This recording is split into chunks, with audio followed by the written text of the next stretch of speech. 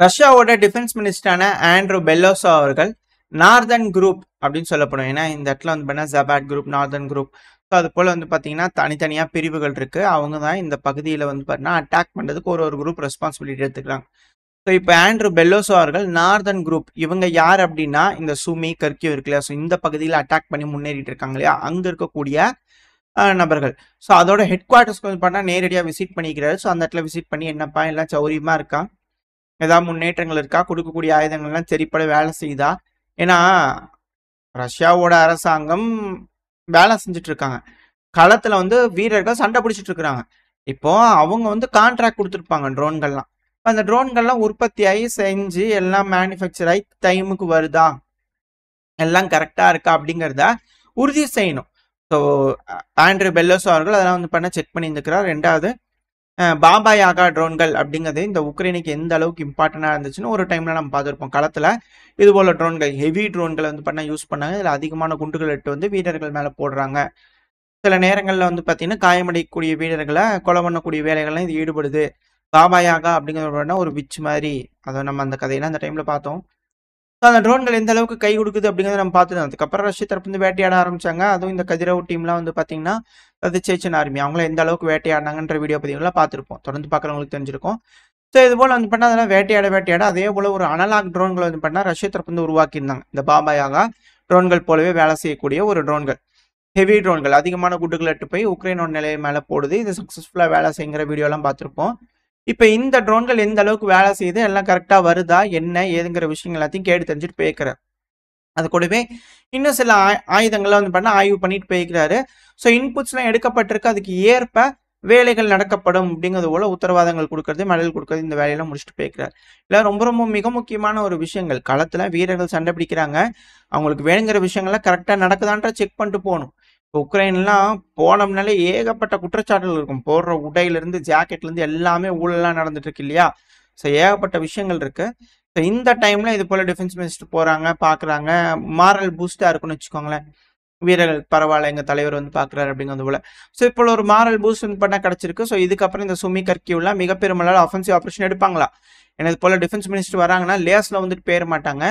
அடுத்த மிகப்பெருமளவில் ஒரு ஆப்ரேஷன் பண்றதுக்கான இன்ஸ்ட்ரக்ஷன் கொடுத்துட்டு போனாலும் ஆச்சரியப்படுறதுக்குல. ஒரு வேளை பேச்சுவார்த்தை ஃபெயிலியர் ஆகுது அப்படிங்கிற பட்சத்துல இது போல பண்ணுங்க அப்படிங்கிறது போல ஒரு இன்ஸ்ட்ரக்ஷன் கொடுத்திருந்தாலும் ஆச்சரியப்படுறதுக்குல. என்ன நடக்கும்ன்றது பார்த்தலாம்.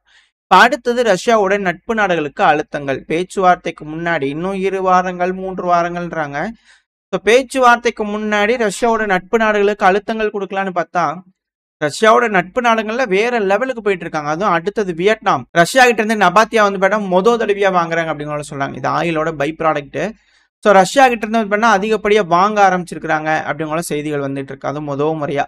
ஸோ ரஷ்யாக்கு எந்த அளவுக்கு உதவிகள் வந்து பார்த்தீங்கன்னா ரஷ்யாவோட நட்பு நாடுகள் செய்ய ஆரம்பிச்சிருக்காங்க. அது 60,000 டன் அளவுக்கான ரா மெட்டீரியல்ஸ் வந்து பண்ணா ரஷ்யா இருந்து வாங்குவோம் அப்படிங்கிற சொல்லிக்கிறாங்க.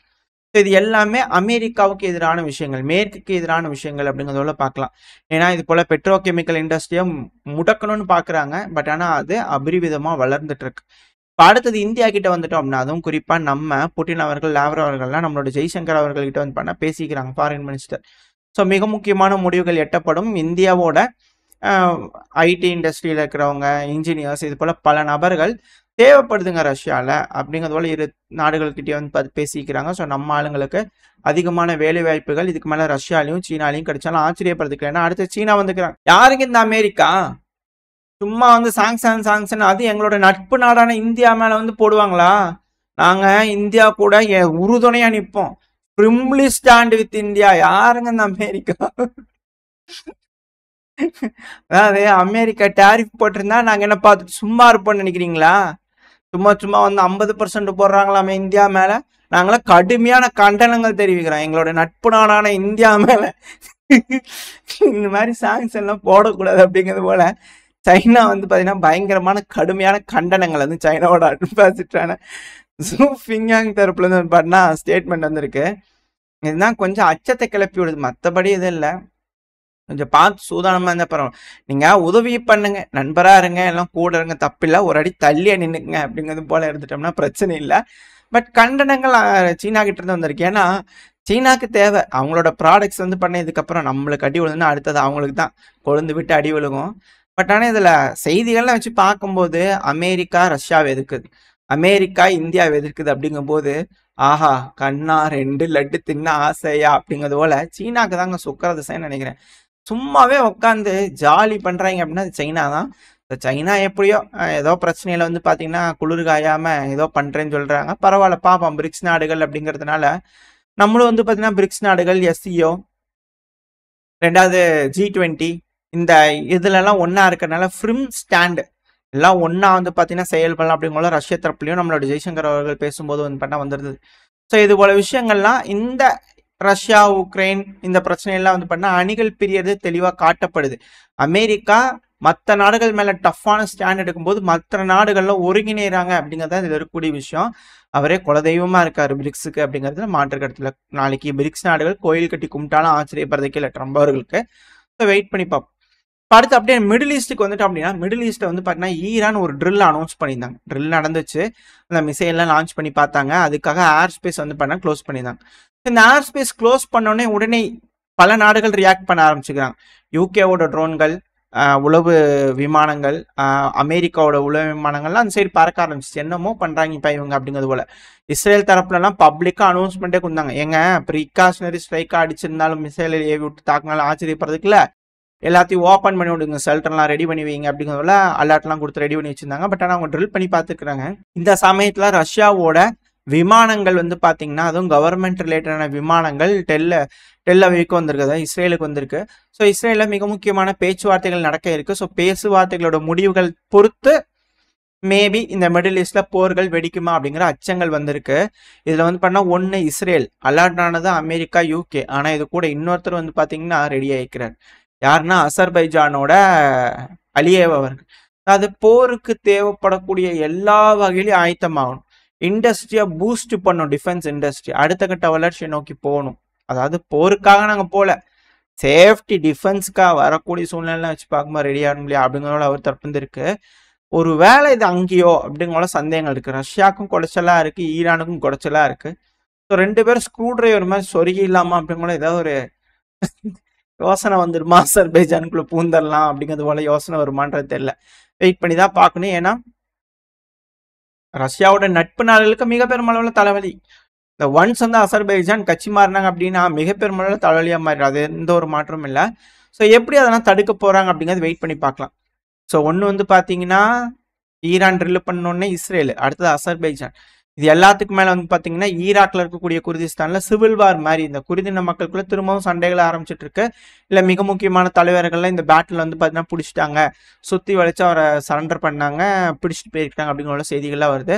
ஸோ ஈராக்லேயே வந்து பார்த்தீங்கன்னா மிக பெருமளவில் சண்டைகள் நடந்துகிட்டு இருக்கு. இப்போதைக்கு அந்த தலைவரை பிடிச்சதுனால பியூகே ரிவைவ் பண்ணுறதுக்கு ட்ரை பண்ணாங்க, அதனால சுற்றி வளைச்சு பிடிச்சிட்டோம் அப்படிங்கிறது போல சிவில் வாருக்கான அடித்தளமா இப்பதான் சிரியா சொல்லிட்டு இருந்தேன். இப்போ அடுத்து ஈராக்லயும் அதே போல விஷயங்கள் பரவிட்டு இருக்கு. எல்லாம் வச்சு பார்க்கும்போது அந்த போர் பதட்டம் அப்படிங்கிறது இந்த மிடில் ஈஸ்ட்ல அப்படியே தான் இருக்கு. அதுக்கான காரணம் இஸ்ரேல் இப்ப திரும்பவும் இந்த காசா பகுதியில அதுக்கு அப்ரூவல் எல்லாம் பண்ணியிருந்தாங்க. 60,000 வீரர்களுக்கு மேல ரெக்ரூட் எல்லாம் பண்ண போறோம் அப்படிங்கிறத சொல்லியிருந்தாங்க. ஸோ இந்த காரணத்தினால ஒன்ஸ் காசாவை தான் வசம் படுத்துறதுக்கான ஆரம்பிச்சிட்டாங்க. ஸோ அதுக்கான வேலைகள் ஃபுல் ஃபிளெஜா இருக்கும்போது பல நாடுகளும் போர்ல இருப்பாங்களா, பல நாடுகளும் இஸ்ரேல போர் தொடுப்பாங்களா அப்படிங்கிற கேள்விகள் இருக்கு. ஸோ இந்த ஒரு காரணங்காக தான் ரஷ்யா தரப்பு வந்து போயிருக்காங்க, பேச்சுவார்த்தைகள் நடக்கிருக்கா அப்படின்ற கேள்விகள்லாம் இருக்கு. ஸோ ரஷ்யா உக்ரைன் பிரச்சனையும் முடிகிற மாதிரி தெரியல, இந்த இஸ்ரேல் காசா இஸ்ரேல் பாலஸ்தீன் பிரச்சனையும் முடிகிற மாதிரி தெரியல. நாடுகளோட முடிவுகள் என்னவா இருந்தாலும் உக்ரைனும் சரி இஸ்ரேலும் சரி பிரச்சனையை முடிக்கணும்னு நினைச்சா தான் முடியும். அப்படி இல்லை அப்படின்னா இது மிக பெருமளவில் பிரளயமா வெடிக்கும் அப்படிங்கிற மாற்று கருத்துல. என்ன நடக்க போன்றது வெயிட் பண்ணி பார்ப்போம். ஓரளவுக்கான தகவல்கள் இந்த பையில பார்த்துருப்போம்னு நினைக்கிறேன். இதோட இந்த பதிவு நான் முடிச்சுக்கலாம். இந்த பதிவு அப்படின்னு உங்களுக்கு பிடிச்சிருந்தா லைக் பண்ணிட்டு உங்க ஃப்ரெண்ட்ஸ் நம்மளோட ஷேர் பண்ணிக்கோங்க. கூட மறக்காம இந்த பதிவை பற்றி உங்களோட கருத்துக்களை கமெண்ட் செக்ஷன்ல சொல்லுங்க. கூடவே நம்ம சேனலை சப்ஸ்கிரைப் பண்ணலாம், மறக்காம சப்ஸ்கிரைப் பண்ணிக்கோங்க. இந்த பதிவு நல்லா இருக்கும் நம்பிக்கையில் அடுத்த பேர் உங்க சந்திக்கிறேன். Stay safe, by.